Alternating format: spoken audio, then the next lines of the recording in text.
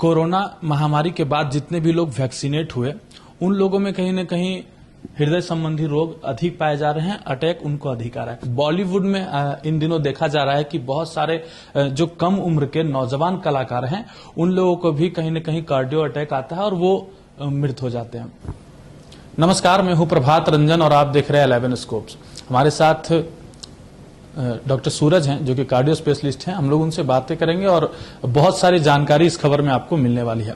सबसे पहले तो सर स्वागत है आपका हमारे चैनल। थैंक यू सर, हमारा पहला सवाल ये है कि कार्डियो से रिलेटेड कौन कौन सी बीमारियां जो है होती हैं और उसके अलावा उसके क्या उपचार हैं, क्या सिम्टम्स पहले देखे जाते हैं और ऐसा देखा जाता है कि नवजात बच्चों में भी हृदय का रोग जो है पाया जाता है। तो नवजात बच्चे में वो बीमारियां कहाँ से? ओके, सो पहले तो हार्ट के रिलेटेड बीमारियां, अगर हार्ट तो एक ऑर्गन है बट हार्ट में अलग अलग सिस्टम्स है जिसको अगर आप डिवाइड करेंगे तो उस हिसाब से बीमारियां भी होगी। जैसे हार्ट के मसल से जो ब्लड पंप करते हैं तो उसमें प्रॉब्लम होने की वजह से हार्ट का पंपिंग कैपेसिटी कम होने से जो होता है।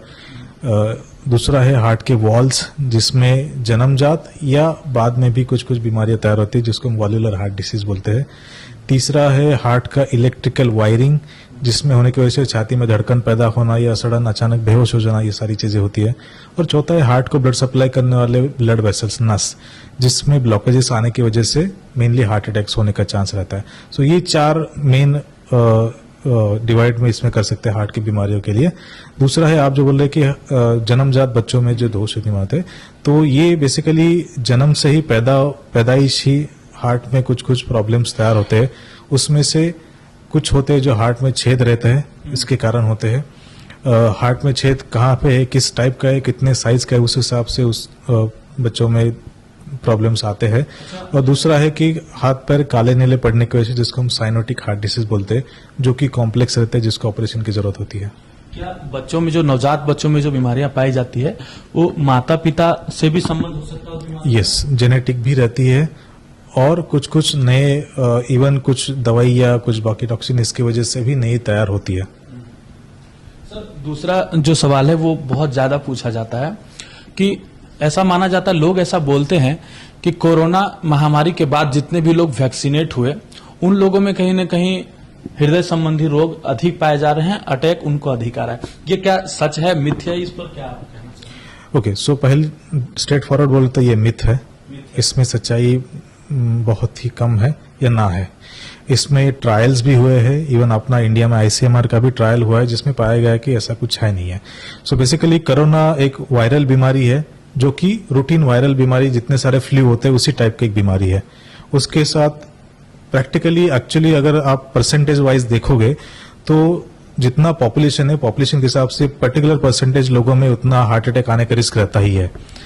पहले भी उतना ही था, अभी भी उतना ही है। फर्क सिर्फ इतना है कि कोरोना के टाइम पूरा की पूरी दुनिया एक साथ इन्फेक्ट हुई थी और एक साथ सबने वैक्सीन भी लिया है, तो हार्ट अटैक तो उतना ही लोगों को आ रहा है, उसमें कुछ परसेंटेज इसमें चेंज नहीं है। बट बहुत सारे मीडिया से ही मैक्सिमम टाइम उसको अननेसरी वैक्सीन को या बीमारी को ब्लेम किया गया है, उसमें सच्चाई बहुत कम है। सर, एक सवाल लोग बहुत ज्यादा सर्च करते हैं। बॉलीवुड में इन दिनों देखा जा रहा है कि बहुत सारे जो कम उम्र के नौजवान कलाकार हैं उन लोगों को भी कहीं न कहीं कार्डियो अटैक आता है और वो मृत हो जाते हैं। तो उनमें इन चीजों में क्या कॉमन देखा जाता है? राइट, सो ये करंट तो अभी के इसमें बहुत ही वायरल न्यूज हो रहा है सभी जगह भी, सिर्फ बॉलीवुड ही नहीं, कॉमन पॉपुलेशन में भी हम देखते हैं। धनबाद में भी कितने सारे पिछले 6 महीने में इंसिडेंसेस हुए हैं। और ये बेसिकली ये जो सडन होता है कि डांस करते करते, कोई स्विमिंग करते करते, कुछ का काम करते करते सडनली कोलैप्स हो गया एंड वहीं पे मौत हो गई, तो ये 99% हार्ट रिलेटेड ही डेथ रहते हैं पहली बात तो।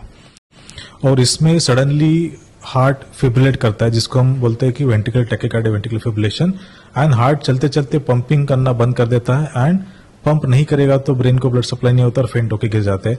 1-2 मिनट अगर ब्लड सप्लाई नहीं होता तो हार्ट भी बंद पड़ जाता है एंड मौत हो जाती है। इसके पीछे का जो कारण है basically 70 to 80% of the time जो ब्लॉकेजेस आते हैं उसकी वजह से ही होता है।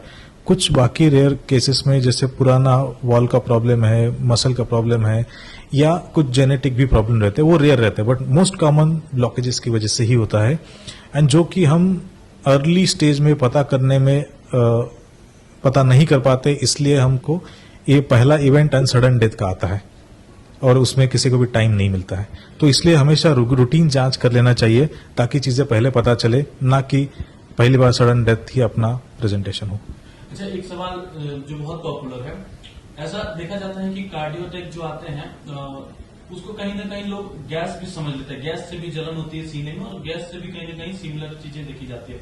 क्या अंतर है गैस के जलन में और जो हृदय रोग में जलन होता है फिर जो अटैक आता है, उसमें क्या अंतर है और क्या एहतियात बरतनी चाहिए लोगों को? ओके, सो बेसिकली ये बहुत ही बड़ा मिसकंसेप्शन सोसाइटी में फैला हुआ है और हम यहाँ बैठ के जो देख रहे हैं कि हम इतने सारे हार्ट अटैक के मरीज ठीक किए हैं, बट हम 10 अगर हार्ट अटैक के केसेस देखते हैं तो उसमें से 8 से 9 कम से कम लोग ऐसे रहते हैं कि जो पहले गैस ही समझ लेते हैं।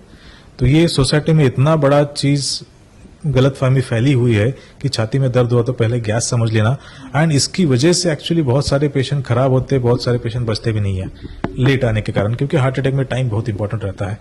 तो जो छाती में दर्द होता है तो लेफ्ट साइड में दर्द है, भारीपन है, पसीना आ रहा है, गर्दन में है, दोनों शोल्डर में है, बैक में पेन हो रहा है, तो ये सारे हार्ट रिलेटेड दर्द रहते हैं। और आपको अगर रिस्क फैक्टर है, specially diabetes, smoking, family history, cholesterol, तो आपको छाती का दर्द लाइटली नहीं लेना चाहिए। आपको तुरंत के तुरंत ईसीजी कर लेना चाहिए और उस पर एक्शन लेना चाहिए। एंड गैस समझने की गलती नहीं करनी चाहिए, क्योंकि वो गलती शायद आपकी आखिरी गलती हो सकती है।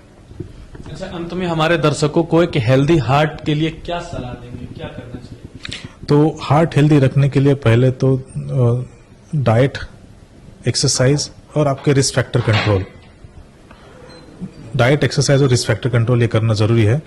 डाइट में बेसिकली आपको extra fat, extra calories cut down करने, आलू राइस कम करना है, मीठा कम करना है, एंड तेल का seven, non vegetarian specially red meat का सेवन कम करना चाहिए। वेजिटेबल्स, फ्रूट्स ज्यादा खाइए जो कि हेल्दी डाइट का पार्ट है। And exercise, daily 30 minute exercise कीजिए, कोई भी टाइप का, running, swimming, any cycling, any exercise. कोई ऐसे योग आसन है जिसको करने से यस, योगा से भी उम्र के व्यक्ति- पर्टिकुलर आसन नहीं बता सकते, but yoga in general is good, कोई भी लाइक कर सकते। तो ये थे हमारे साथ डॉक्टर सूरज, जाने माने कार्डियोलॉजिस्ट हैं, जिन्होंने